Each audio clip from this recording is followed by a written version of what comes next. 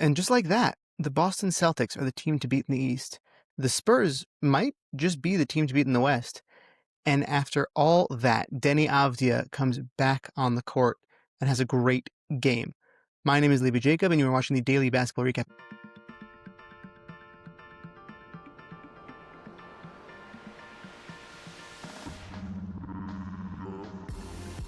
Ten games of hoops on a Sunday night. We're going to start off here with what I think was the game of the night. It ended up being farther than people might think. Jaylen Brown led the Boston Celtics 109-98. He had 23 points, 9 rebounds, and 8 assists. He looked a little bit out of rhythm, but that's because the whole Boston Celtics team did. Regardless of that, Jason Tatum had 20 and the game-icing 3. All of this just to lead the Celtics over the Cavaliers. This was Donovan Mitchell's first game back in about a week and a half.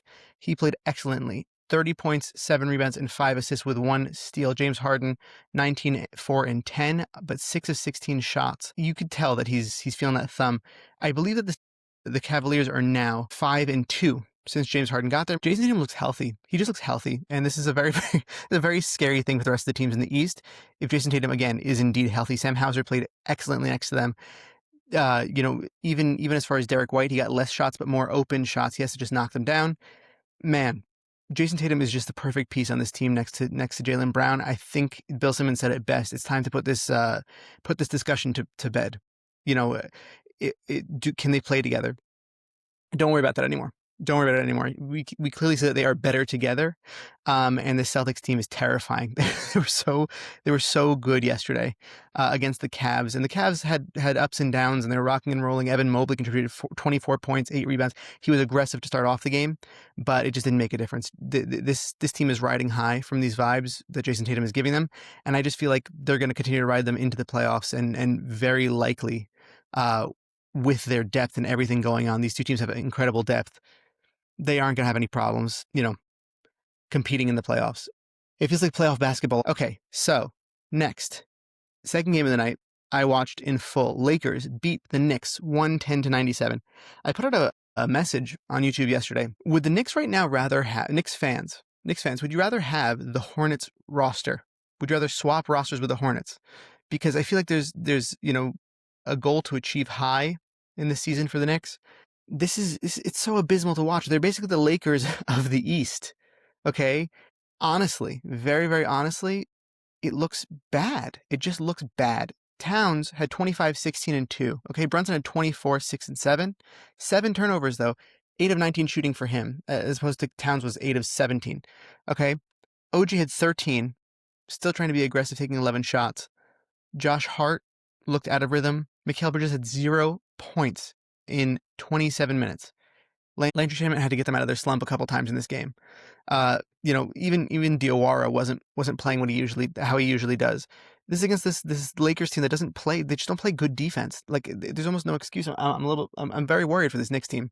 Luka had 35, 8 and 4 with 2 steals. No LeBron in this game. He was a late scratch. 11 of 25 shooting. Austin Reeves had a very good game. I think this is probably his best game back. 25 points, 4 rebounds, 5 assists, 3 steals, and I think it was 2 blocks in the end.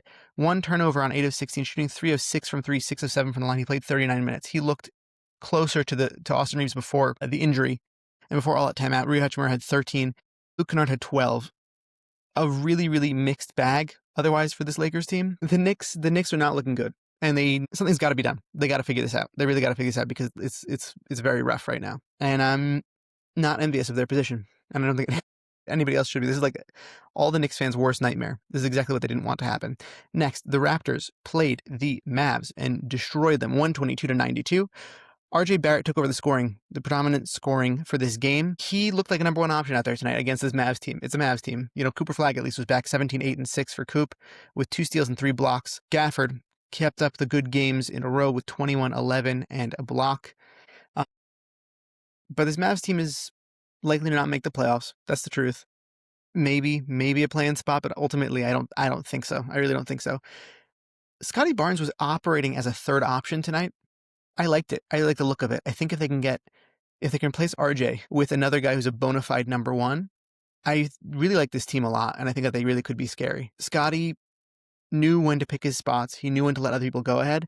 Jakob Poeltl had 16 and 10 with 4 assists, a steal, and 2 blocks. He's really, really brought it back in a big way. 8 of 9 shooting for him. Brandon Ingram was 4 of 12. Despite that, they still scored 122 points. Like, this team is when they're on, they're really, really great. And I'm looking forward to my prediction being correct from the beginning of the season that I think that the Raptors, if things break their way, they could be an annoying team to have to get out in like the second round of the playoffs. I know it's not like the biggest deal in the whole entire world, but for the Raptors, I feel like over the past few years, that is a pretty big deal. And I'm excited to see it happen. I hope they don't play the Magic because I just feel like that would just be physical and gross, like not a fun series to watch. I feel like it would just be like injuries here and there. But yeah, I think that they have so much talent on this team as compared to what a lot of people thought at the beginning of the year, what I thought at the end of last year. And I'm excited to see it work out. Honestly, really just grateful for Brandon Ingram's awesome season so far because he's made everybody else's lives in this Raptors team so much better. Next, the Miami Heat beat the Pistons 121-110. Tyler Hero had a very efficient 25 points. Bam Adebayo tops the 10,000 career point mark with 24. And just no looking back for them. Cade Cunningham played in this game, 26 and 10 for him. 4 turnovers, 9 of 18 shooting, 6 of 9 from 3, 35 minutes. Jalen Duren had 24. He's been scoring very, very effectively. 10 of 12 shooting. The Pistons played a lot of people this game. They were trying to match the Heat's, method of going very, very deep into that bench. There's a lot of fouling that happened in this game for the Pistons. A lot of fouls called, I should say. The Heat actually ended up playing a lot less people than the Pistons did, but Tyler Hero, as I mentioned before, 25, 6 and 3 on 8 of 16 shooting, 4 of 8 from 3.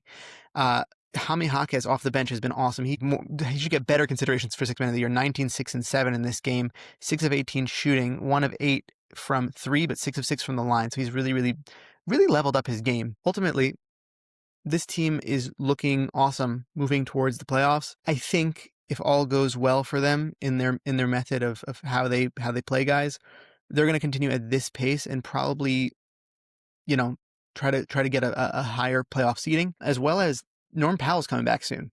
So it's just going to be awesome. This Heat team is really, really good. This is the style of Heat team that went to the finals. They have no Jimmy Butler, so that's a piece of it. Like, neither Bam nor Hero's level has gone up enough to match that output from Jimmy Butler.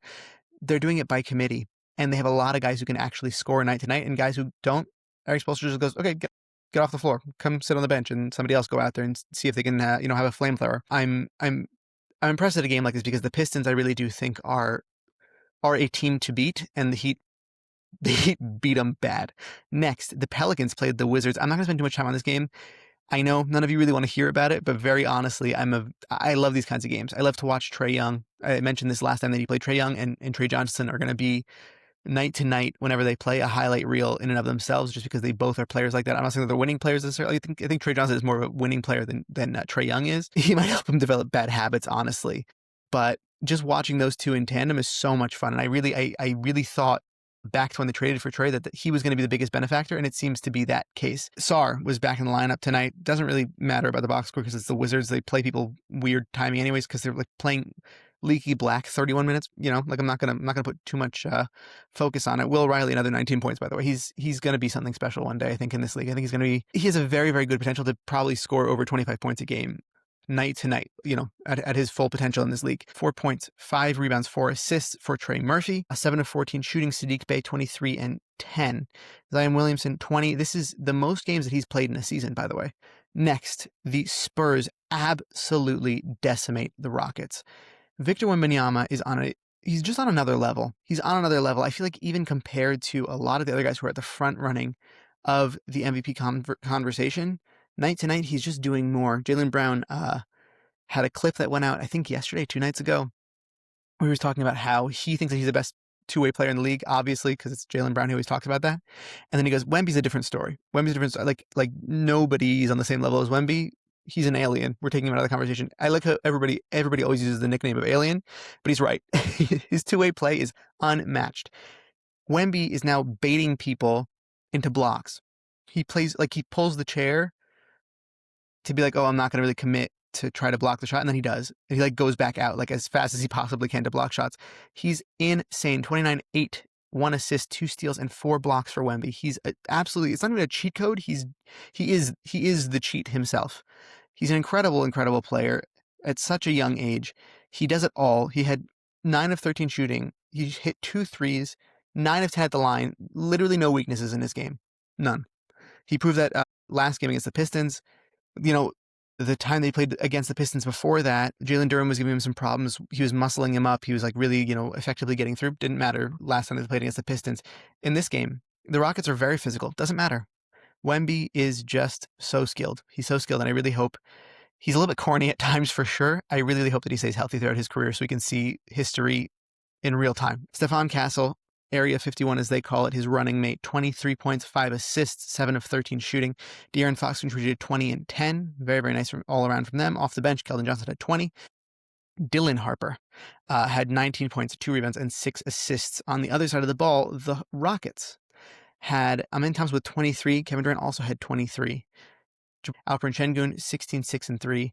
5 turnovers again for Alperen Şengün. But Reed Shepherd off the bench with 17 points, 6 of 15 shooting, 3 of 10 from 3. So he's been up and down, but to be honest with you, he's one of the most consistent Rockets at this point. I mentioned it last time that he was like not the biggest question mark on this team. He's also just been consistent. I really like what he's giving you night to night. The Rockets are not in the best place specifically because of all the injuries and everything. The Spurs were very much in control of this game. Very much in control of this game. This is their 4th straight again.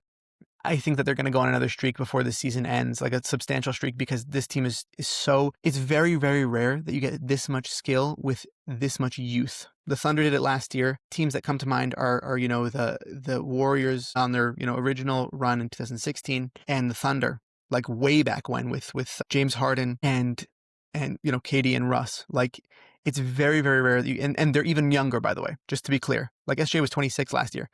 Their top player right now in Wemby is 22, 23, right? Like, not normal. Really not normal. Next, the Magic destroy the Bucks, 130-91. Paolo Banchero had 33 points, 5 and 3. He's really, really gotten into an incredible groove here in the second half of this season. Jalen Suggs, again, really just contributing. He had 5 turnovers, but 20 points. But he's also just, when you watch him on defense, he's everywhere. His hands are everywhere. He's like even doing like funny, bits like pass, like inbound passes or passes between the legs, whatever. He's a very entertaining defender. I think him and Scotty Barnes in that way are similar. I would say Amen Thompson he's a fascinating defender, but it's in a very different way. Because with Suggs and Scotty, there's a certain finesse to their defense, not like the power and the explosiveness. There's a certain finesse to it. They do like the showmanship very well. And Suggs definitely does that. Desmond Bane, 18, 5, and 9 with 4 steals. This team's coming together. They're coming together, and it's exciting to watch because they deserve it. They deserve all the slanderous things that have been said against them throughout this season, and Desmond Bane's poor shooting in the beginning, and all this stuff. I like him. I like this Magic team. I still think that they're not built to win. The physicality really helps, and when Paolo is scoring efficiently, that's going to be a big, big deal. But I don't think that they're really built to win again, and they did this against the Bucks. Ryan Rollins had 15. No Giannis in this game. Sorry, I didn't mention that. Bobby Portis off the bench was 18, 10, and 3 with a block and a steal. Cam Thomas had 17 in this game with 6 assists. Very nice from Cam Thomas, finally passing the ball. Next, the Kings beat the Bulls 126-110. Russell Westbrook gets another triple-double. Very nice, Russ. 23, 12, and 11. Maxime Reneau killing 26, 11, and 2 with 3 blocks, 10 of 20 shooting. And Malik Monk off the bench with 30 points, 4 rebounds, and 5 assists. Kostas Buzelis had 28 and 4. Josh Giddey, 15, 12, and 10. Colin Sexton put up another 28-point game. He has scored over 20 points for the last 4 games for them. Colin Sexton is really becoming a veteran 6-man. Is that too ambitious to say? A really good scoring option. A couple of years ago, Jordan Clarkson knows how to score, not necessarily much else, but sometimes that's what a team needs, and maybe he'll end up in a contender, being able to do this. Maybe the Knicks want him, who knows? But ultimately, very, very nice from him. Aside from that, the Bulls are the Bulls, Next, the Suns beat the Hornets. Devin Booker scores 30, and he has 10 assists in this game. 7 of 18 shooting for him. He has not had the best shooting season so far. 1 of 6 from 3. Definitely not the best shooting season so far. I mean, aside from this game, even he's not had the best shooting this season so far. But Colin Gillespie and Jalen Green both get 24 points to back him up. as well as Rasheer Fleming off the bench. I always like watching rookies during this period of time because they get a time to shine. That, you know, stars are out with injuries here, there, and whatever. Kamal Malewach also, by the way, 4, 9, and 2 blocks. We're gonna have a little rookie corner when it comes to the end of the year, because there's going to be a lack of what else to talk about, is the truth. But also, some of these rookies are fun to watch, and they have really good potential, and you like to watch out for what's going to happen next year. You know, so I just find it fascinating. I'm not even going to read off the Hornets box score because they played normal for what they've been doing. They just couldn't get into a good rhythm. The Suns really were relentless, and the Suns also, by the way, just overall were hitting like good. Like, this is what the Suns do. It's actually really impressive to me. Again, the Suns team is not talked about enough this year. Their offense is really paired with a very, very scrappy defense, and their offense is fast enough that a lot of teams really get discombobulated by how much they can score from 3 and then can't catch up with the scrappy defense. It really staggers them. This Hornets team, I think a lot of people would tell you, is a little bit, it's nothing bad, but they're a little bit soft. Okay? That's the reality. They are a little bit soft, and it's exactly the kind of team that would do well against them. Is they can play them at their game on offense, and on defense they can really, really get into them. And it's a hard matchup for the Hornets, is the truth. Okay, next and last game of the night. The Blazers played the Pacers, 131-111. Scoot Henderson had his best game of the season so far. His best game of the season. He had 28, 3 and 6 with a block and a steal off the bench, 10 of 15 shooting in 26 minutes. Kudos to Scoot Henderson. But the more important point to me, and especially to my fantasy team, is Deni Avdija is back, 18, 5 and 8 with 6 of 16 shooting. They really controlled the boards in this game. Drew Holiday, again, put up another 21-point game, 7 of 10 shooting. Now he's able to be an auxiliary piece to Deni's playmaking, everything, his primary option. He just looks golden this year. He looks so good. Like, this was not the version that the Celtics got of Drew Holiday. Man, just fun. Just a really, really fun game. Really fun to see Deni back on the court, and this is what you're hoping for. This is what you're hoping for to see, is just good basketball by the end of the season. The Pacers had Pascal Siakam score 22 points for them, 6 rebounds and 5 assists. Jay Huff had 16, 6, a steal and an assist, but also 5 blocks. He still remains underrated. He might be one of the more underrated players in the league, honestly. I really like Jay Huff a lot. The Pacers are playing some of their guys sometimes. Funny note as a last piece here, the betting program, Underdog, also posts about all of the guys, all the injury reports. And tonight they reported that Keontae George, as of tonight, Monday night, will not be playing because he's listed out with an illness. The same thing with Isaiah Collier. He's listed out with an illness. With a comma after illness, he wrote tanking. And then with Collier, he wrote more tanking. Or they wrote, whoever knows, male or female, makes no difference. I didn't know that you could be as savage as that. I thought that it was like, strict reporting, but I guess not. Funny bit, because the Pacers basically are doing the same thing. Anybody who's out is either back or illness. And that's how you see whenever they're listed out for the Pacers also, back or illness. Either way, really fun night of hoops. Really good storylines moving forward. Really interesting stuff to watch. That was your daily basketball recap in however much time or less. I want to thank you all for listening, and I will see you tomorrow. Have a great day.